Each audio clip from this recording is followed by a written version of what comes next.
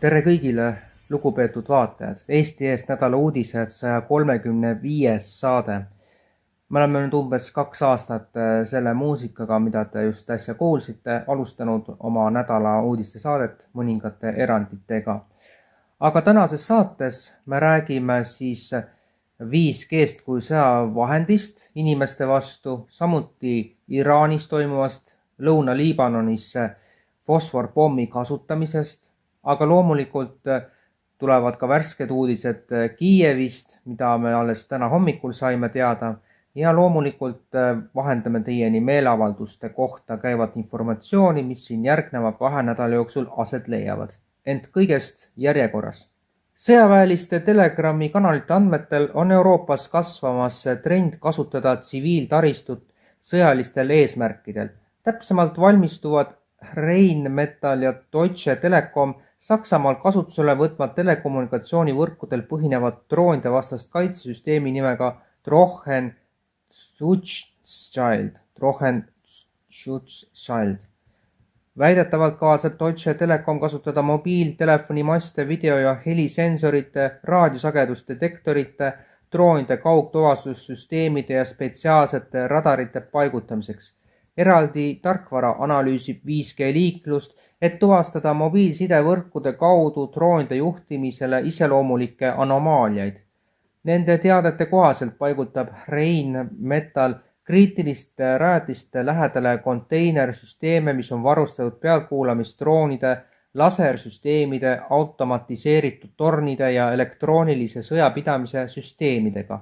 Rahvusvahelise energiaagentuuri IEA juht hoiatas, et kaubanduslikud naftavarud ammenduvad kiiresti ning maailmal on USA Iisraeli agressiooni Iraani vastu põhjustatud Hormuzi väina olukorra tõttu jäänud vaid mõne nädala jagu naftavarusid. Iraan hoiatab Ühendriiki ja tema liitlasi varasemate strateegiliste vigade kordamise eest ning lubab uue agressiooni korral kiiret ja võimsat sõjalist vastust. Hetk tagasi sihtisid Iisraeli väed Lõuna-Liibanonis Mansouri ristmikul arbuuse koristavaid põllumehi 3 süütava fosforpommiga.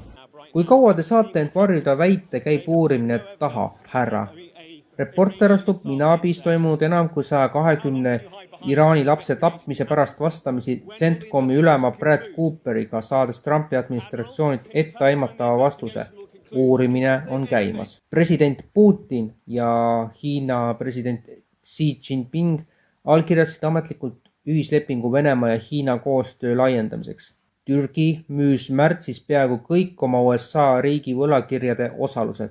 Te olete õigustatult nördinud selle üle, kuidas Ben Gvir teie kodanikke kohtles. Palun mõelge, kuidas tema meie kodanikke kohtleb, kommenteeris Palestiina saadik ÜROs Riyad Mansour globaalse Sumudi flotiili aktivistide väärkohtlemist. Tuhanded inimesed kogunesid Kuuba pealinna Havana tänavatele ulatuslikule USA vastasele meeleavaldusele Raul Castro toetuseks USA süüdistuse keskel. USA, Venemaa, Ukraina rahukõnelused on nüüd pausil. Washington ei jätka kohtumisi, kui neist midagi ei tule, ütles riigisekretär Rubio. Lisakaadrid Kiievist täna hommikul pärast Venemaa rünnakut. 2 sündmusest ka veel saate lõppu. Läbipaistvate valimiste eest võitlev MTÜ Ausad valimised juhatusse kuuluv Märt Põder kutsub kõiki esmaspäeval ehk homme Toompeale komandandi majja, et nõuda demokraatlikke valimisi. Valimiskomisjoni avalikud koosolekud olgu päriselt avalikud. Märt Põder, tulge koos meiega enne esmaspäevast Vabariigi valimiskomisjoni VVK koosolekut arutama, kuidas tagada Eesti Vabariigis demokraatlikud valimised, mille ettevalmistamise ja läbiviimise sammud on sisuliselt vaadeldavad ning tulemuste kujunemine aus ja läbipaistev. Pärast arvamuste avaldamist on huvilistel võimalik liituda kell 15 algava VVK avaliku, aga füüsilise, see tähendab ilma veebiülekande ja järelvaatamiseta koosolekuga või jätkata arutelu valimiste demokraatlikkuse tagamise üle iseseisvalt. Antud sündmus, millest Märt Põder räägib, toimub esmaspäeval komandandi tee kandis Toompea lossi lähedal kell 14.00. Ning 3. juunil tuleb protestiaktsioon Toompeal. Ülbus, üleolevus rahva tahtest, riigi huvidest ülevaatamine, meie ressurssidega silmnähtavad mitte arukas ning küsitava tagamõttega ümber käimine, Selle najal suure tõenäosusega ka rikastumine, ametnike ega ministrite ebapädevus, sellisele käitumisele veel privileegide võimaldamine pole kindlasti see, millega on kohustatud nõustuma põhiseaduse põhiselt kõrgemat võimu omav rahvas. Aitab valedest, aitab ülbusest, aitab mängudest, aitab omavolist, aitab 13% astud tagasi. Põhjusi, miks osaleda on vähemalt 13, aga neid tuleb juurde. Ja me loeme siin veel ühe punkti 13 ette, mis on juba välja käidud. Info, selle levik läbipaistvuspoliitikas ja asjaajamises. Ennem kui eestlast süüdistada väärinfo levikus, peate teie sellest vastutavad olema ka kindlad, et vajaminev info ilma liigset vaevata eestlaseni ka jõuaks. Piketist või meeleavaldusest veel sedagi, et tulemas on rahumeelne eestimeelne meeleavaldus aitab 13 rahva toetusega valitsuse vastu tagasi.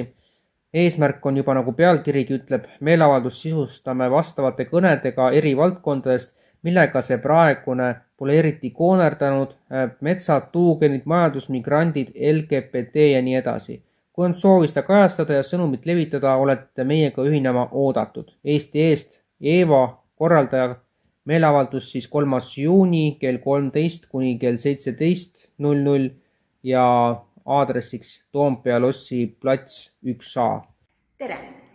Tuugenid, LGBT propaganda koolides ja ühiskonnas, maksud, metsaraie, loodus ja teemasid jagub veel. Mina olen Eeva ja nagu te näete, ma ei ole üksi.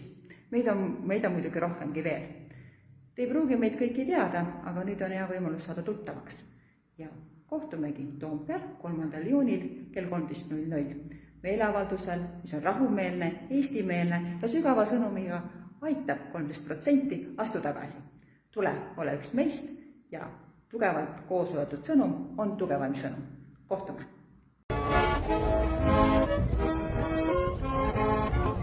Kurjus ei maga ja seetõttu toimub 3. juunil Riigikogu ees algusega kell 13.00 rahva omaalgatuslik meeleavaldus.